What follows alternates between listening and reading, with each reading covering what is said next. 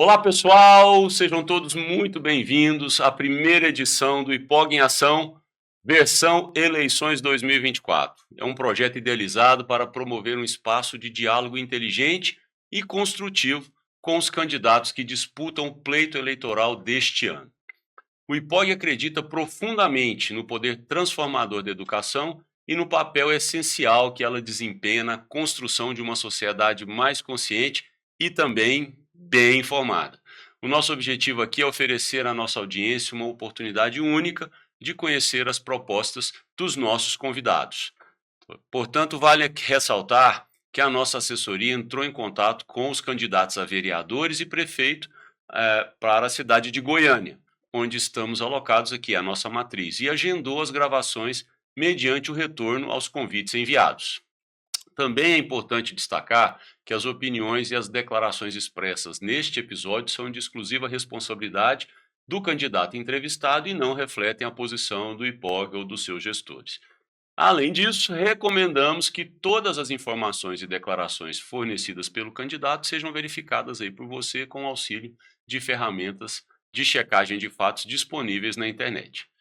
Sem mais delongas, eu recebo hoje aqui Dr. Durval Pedroso, ele que é médico intensivista, ex-secretário de Saúde de Goiânia e agora candidato a vereador pela cidade, filiado ao Partido Renovação Democrática, o PRD. Carregando aí a bandeira da saúde como seu principal foco, o nosso convidado escolheu o tema saúde e bem-estar da comunidade para discutir hoje conosco. Doutor Durval, seja muito bem-vindo aqui ao nosso IPOG em Ação. Obrigado, Ronan. Eu que agradeço o convite. Eu acho que é extremamente válido essa proposta do IPOG, justamente trazer a informação, né, que as pessoas possam conhecer os seus candidatos, como você mesmo colocou, pesquisar e escolher um candidato que irá cumprir com os compromissos que tem feito pela nossa cidade. Legal, então vamos lá. A sua história é uma história, né, de muita intimidade com a saúde. Além de ser médico, intensivista, tem uma experiência grande em hospitais, né, que atende muitas pessoas, grandes hospitais, e também uma experiência como secretário de educação. Então, o senhor pode ver de perto como o sistema funciona. Como é que essa experiência dessa carreira até aqui pôde ajudar a você construir a sua visão sobre o sistema de saúde e por que a decisão agora de entrar para a política?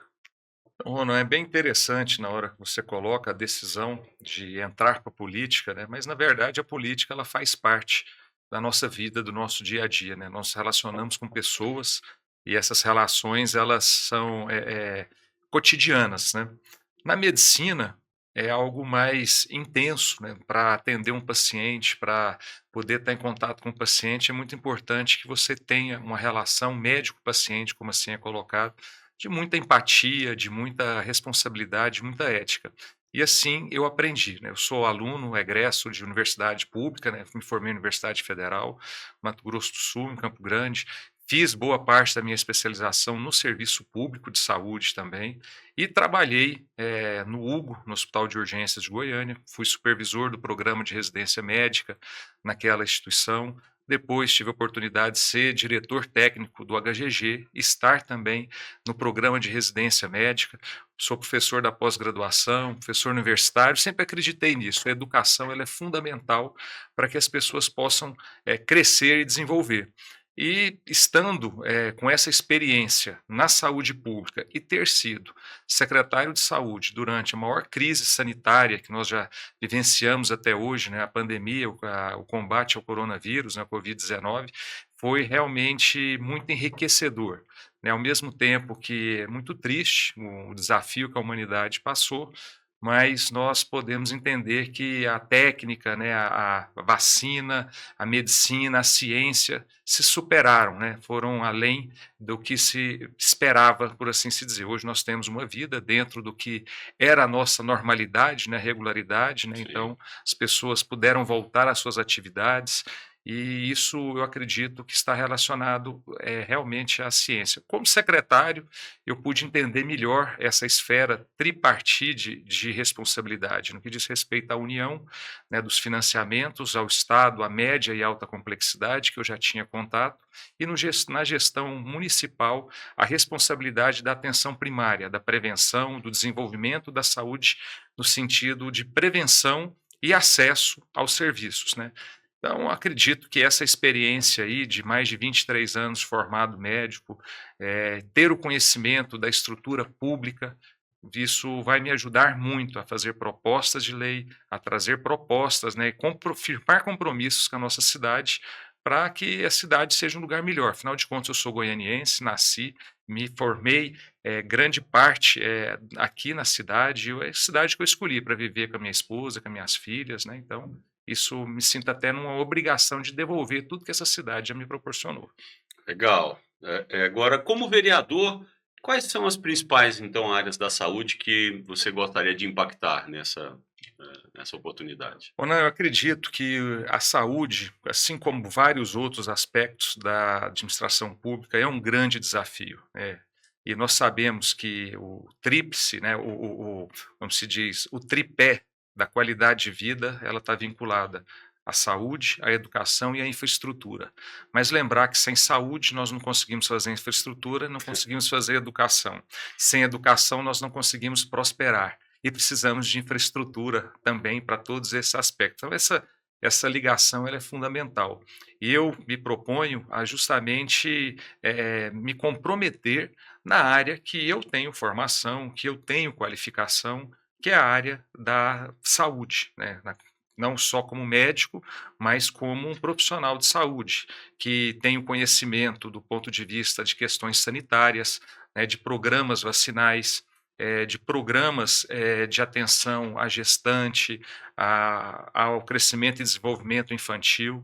E hoje um grande gargalo que nós temos na cidade de Goiânia é justamente o acesso a exames, a consultas especializadas. Isso até porque nós estamos falando de uma cidade com a região metropolitana de mais de 2 milhões de habitantes, né, um estado que tem mais de 7 milhões de habitantes, que a capital acaba concentrando muito essa assistência, principalmente, por exemplo, na linha de oncologia, né, que é o combate ao câncer, os centros especializados também de cirurgias, cirurgias cardíacas, cirurgias de maior complexidade, né? Então, eu acredito que nós precisamos sim trazer propostas, buscar recursos federais é fundamental. O tesouro municipal, a estrutura do gestor municipal, ela não é suficientemente financeira, capaz de custear. O investimento, nós sabemos que ele pode sim acontecer, né. O investimento é a construção do prédio, a aquisição de equipamentos, mas o custeio, que é justamente a mão de obra, a atuação, o programa, isso depende muito de financiamento externo. E é nessa linha que a gente pretende atuar, com as nossas propostas, né, os nossos projetos de lei serem realmente compromissos com a população em questão de bem-estar, de saúde, qualidade de vida. Entendi. Tentando, olhar por esse ângulo do das filas, do nível de atendimento, né, dos grandes hospitais, dos hospitais, da própria qualidade, né, desse atendimento, o que que pode ser feito, que projetos, que ideias poderiam ser levadas adiante para ajudar a descentralizar um pouco esse atendimento e levar, né, a atenção básica ali, exames, consultas à população, de modo que ela tenha acesso mais rápido, né, e no tempo certo, evite, né, que aquele problema talvez fique mais complexo, mais caro de resolver, até prejuízo para a população. Como descentralizar esse atendimento? Que ideias, que propostas poderiam ser levadas adiante, agora que você tem uma visão mais clara do próprio sistema, né, olhando por dentro como secretário? Na verdade, nós já iniciamos isso. Enquanto eu estive secretário de saúde, nós fizemos a proposta de um programa, que foi o programa Saúde Mais Perto de Você. É um programa que visa justamente isso. As unidades, de atenção primária, elas funcionam no horário comercial de segunda a sexta. É uma determinação da estrutura de funcionamento, do Ministério da Saúde, ou seja, de segunda a sexta, no período até 5, 6 horas da tarde, com exceção de unidades que tenham saúde na hora, que se estende até às 10 horas da noite, que em Goiânia é escasso. São 3 unidades somente que têm o programa Saúde na Hora, é muito pouco por dimensão da nossa cidade. Mas o mais importante é que com esse programa Saúde Mais Perto de Você, nós fizemos um rearranjo da estrutura da unidade por regiões. Goiânia tem 7 distritos sanitários.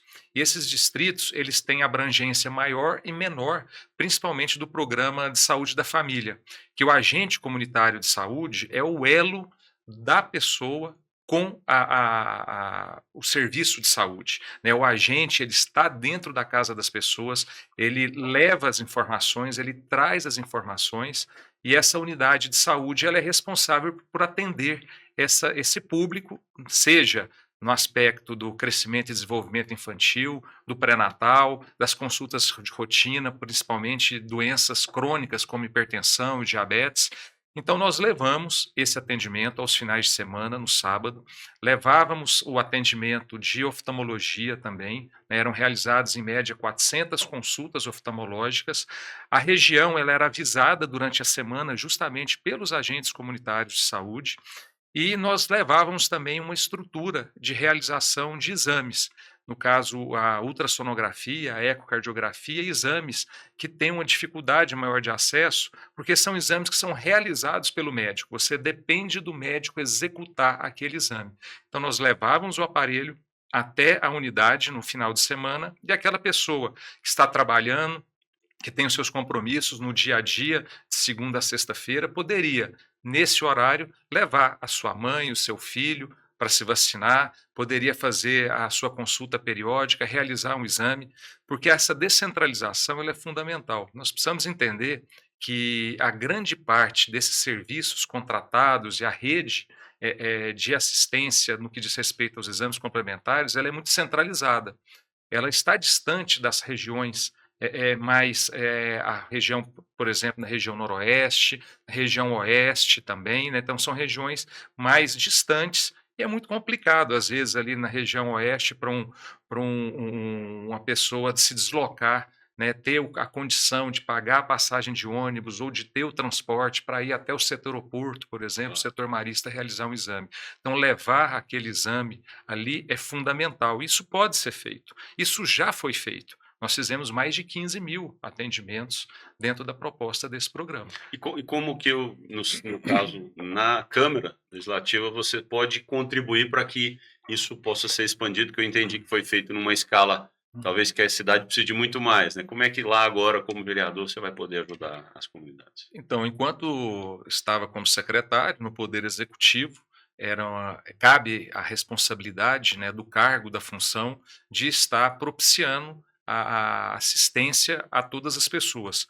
Como vereador, eu vou cobrar o prefeito de que essas ações sejam mantidas, né, que elas aconteçam, e podemos estudar, sim, propositura de legislação municipal que garantam esse direito à população, né?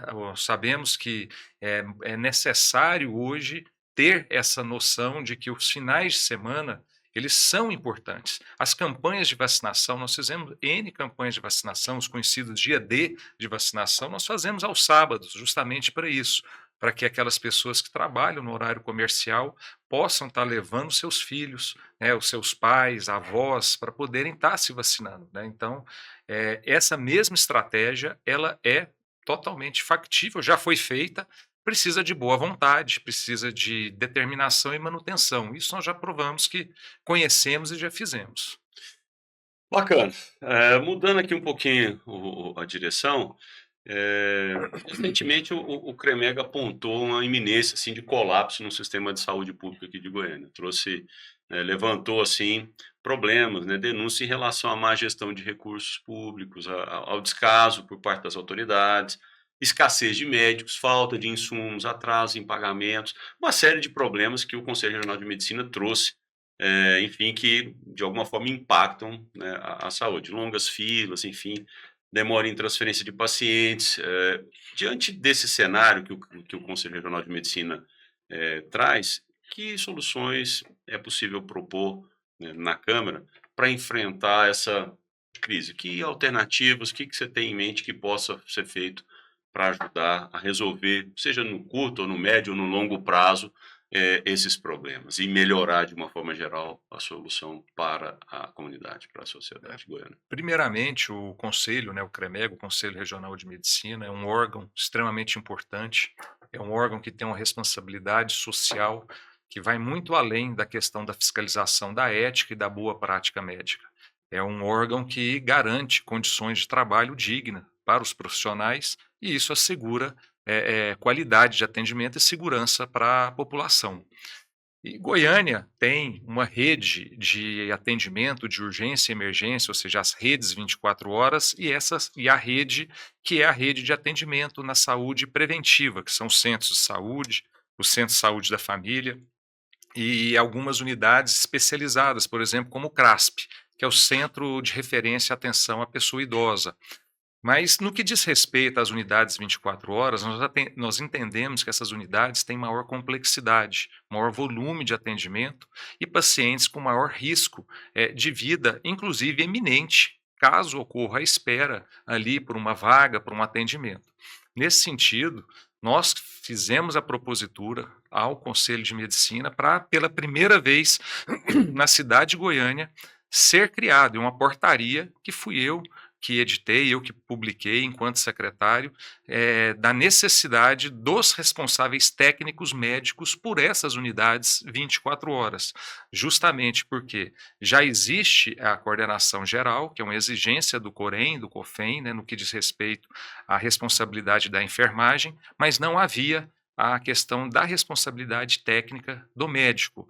E hoje as unidades têm, justamente por conta dessa atitude que nós tomamos, em diálogo constante com o conselho, construído a quatro mãos. Isso garante justamente uma qualificação melhor, uma proximidade do gestor daquela unidade com a escala, com a equipe técnica. Isso já acaba sendo uma descentralização da governança no que diz respeito a uma diretoria de assistência vinculada unicamente ali na esfera administrativa do passo, por exemplo, da secretaria. Então, o conselho é importante. Solução mágica não tem. Solução mágica não tem, né? Não adianta. É quem virar e falar que vai contratar um monte de médico, vai contratar um monte de especialista, de pediatra. Não é só a contratação.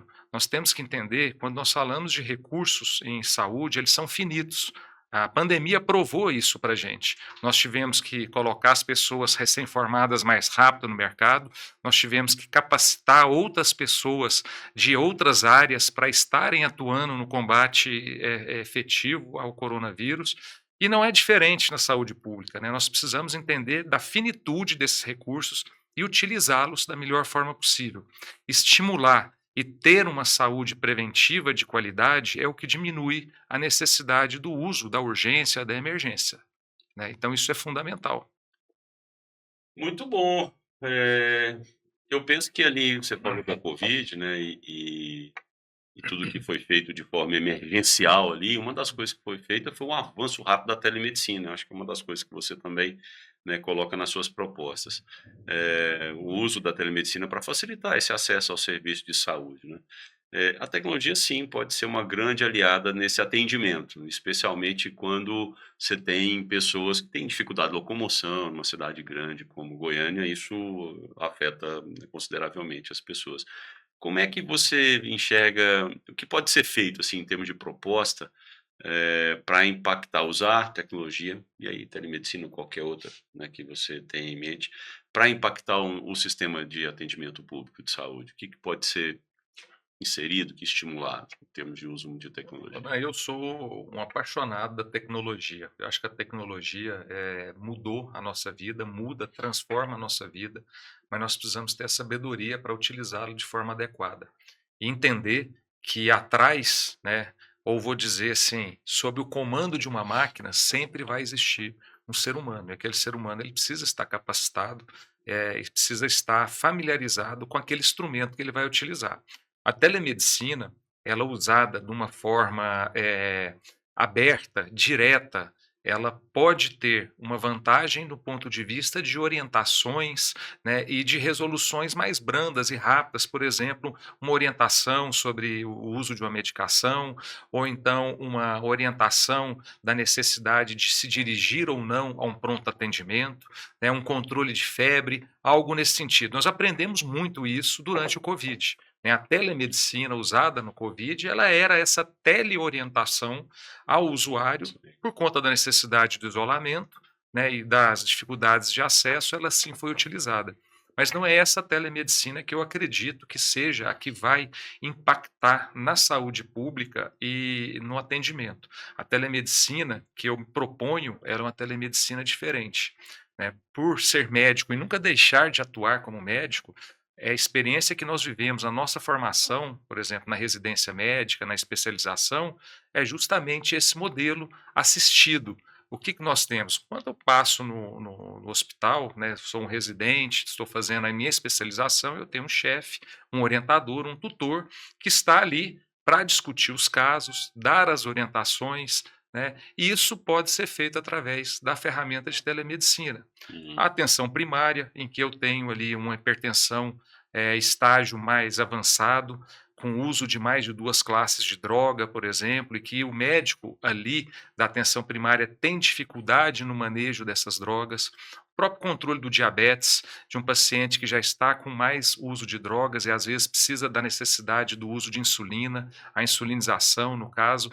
Todas essas, terapias, elas não estão na rotina do médico generalista, mas estão na rotina do médico especialista, que isso pode ser feito através de uma teleorientação ao É. especialista, ou seja, a telemedicina que eu chamo de teleconsulta intermediada, né, que aquele paciente ele tem o seu agendamento com o especialista, acontece na presença do médico da atenção primária, que passa o caso para o colega especialista, informa os dados, aquilo é discutido e o colega à distância, ele já emite ali no prontuário eletrônico as receitas, as orientações.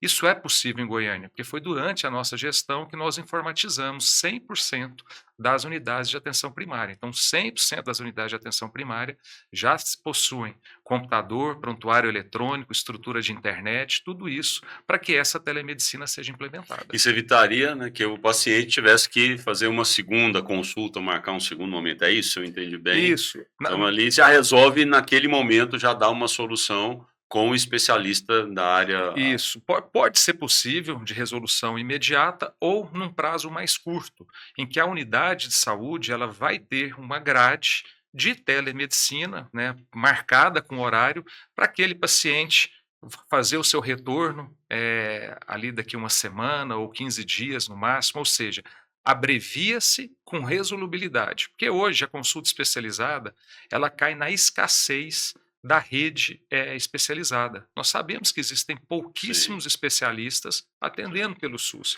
E essa pessoa precisa entrar numa regulação para ser direcionada para uma unidade, para se deslocar até essa unidade.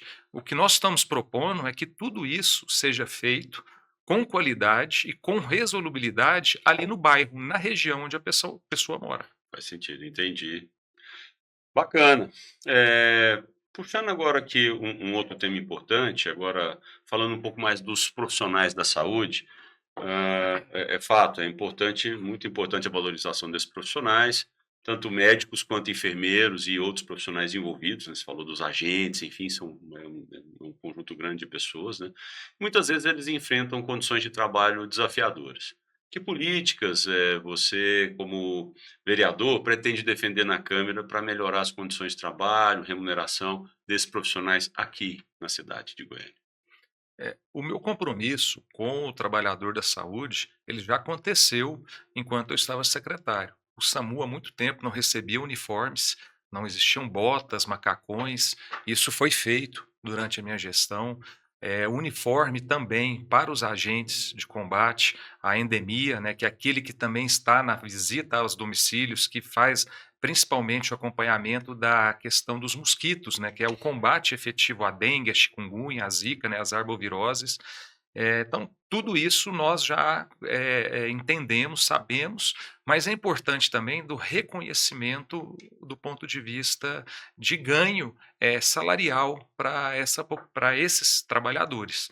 Né? O ganho salarial ele é fundamental, todo trabalhador precisa de um salário justo, de um salário honesto, de oferecer condições de crescimento, de desenvolvimento, de aprimoramento, né, e isso precisa ser feito de forma consciente. Não dá para ser feito de uma forma leviana e dizer que: "Ah, vou me propor a aumen fazer projetos que que possam levar ao prefeito, porque o que é importante se entender é que tudo que vem do ponto de vista de recursos, do ponto de vista de incremento ou de decréscimo de receita, é uma ação exclusiva do Poder Executivo, né. Então o vereador, ele vai fazer justamente a pressão, né, política em cima do prefeito, as cobranças em cima do prefeito, para que haja essa partida desse projeto de lei do Executivo e possa ser votado com segurança, né, com agilidade na Câmara. Então, nós temos esse conhecimento e temos que entender, justamente dentro de uma capacidade de recursos.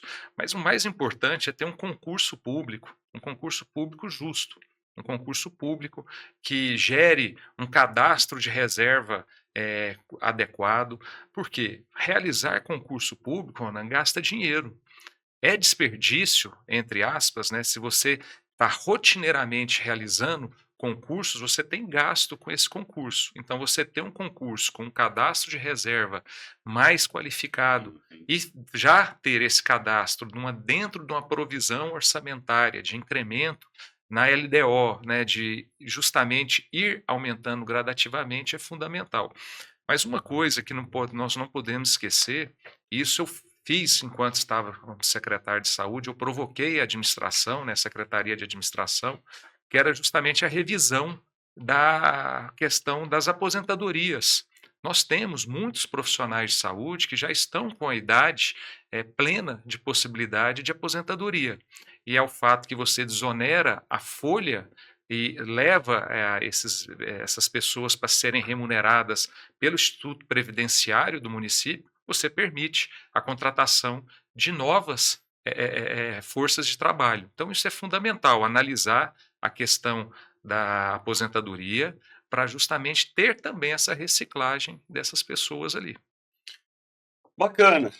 Buscando aqui agora um fechamento, assim, você estava falando sobre a importância da saúde preventiva e sei que você é um defensor da educação da saúde preventiva, não só nas escolas, mas também nas comunidades. Você falou do trabalho dos agentes e tal, muito importante isso. E também nós, como instituição de educação, que contribuímos com essa área da saúde, nós temos aqui MBAs, especializações em saúde, estamos inaugurando agora um curso de biomedicina também. Estamos muito conectados com esse tema saúde aqui no IPOG, enquanto formação, desenvolvimento de profissionais, enfim, de pessoas para o mercado de trabalho. Como é que essa educação preventiva pode ser uma ferramenta para reduzir problemas de saúde no futuro?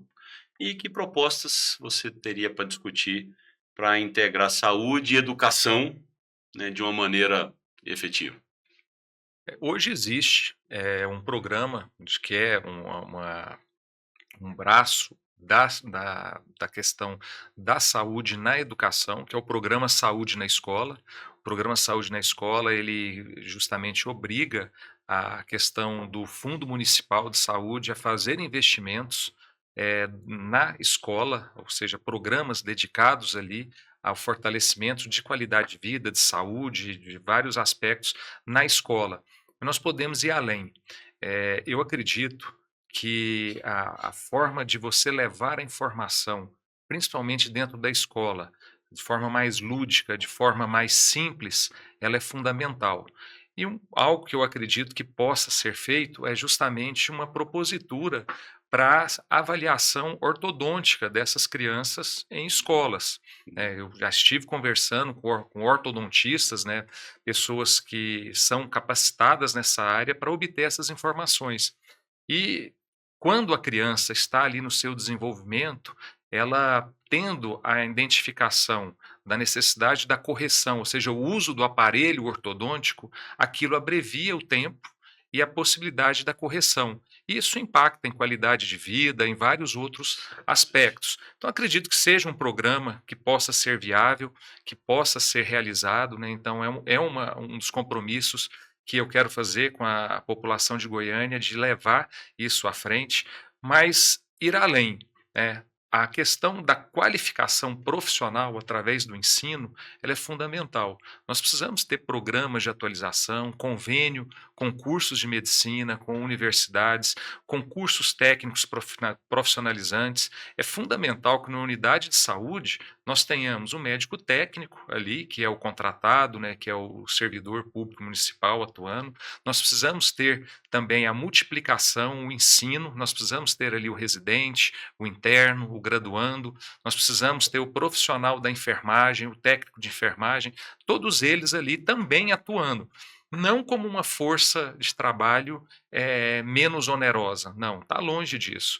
De uma força de trabalho importante que cresça dentro do ambiente de contato direto com o ser humano, com pessoas, e esse desenvolvimento ele acaba fortalecendo aquela unidade. Isso, como professor, eu sempre percebi isso, que quando você tem um aluno do lado, ele te questiona, ele te pergunta, ele te cobra. Isso te faz crescer cada vez mais como profissional também. Então, eu acredito que essa estrutura fortalecida de convênios com instituições de formação é fundamental para o município ter ali nas suas unidades esse crescimento, esse desenvolvimento. Bom, bacana, doutor Durval. Falamos aqui de vários assuntos. Queria agradecer muito a sua presença aqui na primeira edição do nosso Empolga em Ação, e te convidar para dar umas considerações finais para a nossa audiência. Se quiser falar diretamente com eles, fica à vontade. Eu queria aqui agradecer a oportunidade de estar num ambiente de debate, de discussão. Eu acredito que é assim que se cresce, é assim que se faz política, é assim que se pode desenvolver uma cidade. E eu queria aqui, a todos que nos ouvem, né, e veem agora nesse bate-papo, poder pedir o seu voto. Todo candidato tem que pedir o voto, mas eu quero pedir o seu voto de confiança. Quero fazer compromisso do que eu falei, de ouvir a população, mas eu te peço que pesquise, veja a nossa trajetória, entre nas nossas redes sociais, veja o que nós já fazemos, o que nós nos propusemos a fazer na saúde pública pela cidade de Goiânia. E, assim, entendendo, me dê esse voto de confiança para que a nossa cidade seja uma cidade cada vez melhor. Muito bem, então chegamos ao fim dessa edição do Empolga em Ação com o doutor Durval. Muito obrigado pela sua presença aqui, doutor Durval, no nosso estúdio, e por apresentar suas ideias e propostas para a saúde de Goiânia. E para você que nos acompanhou, continue aí ligado nas próximas edições do IPOG em Ação, onde daremos continuidade a essas conversas com outros candidatos e temas ligados à cidadania no pleito que se aproxima agora. Afinal, nós acreditamos que o conhecimento é a base para as escolhas conscientes. Um forte abraço e até a próxima, pessoal.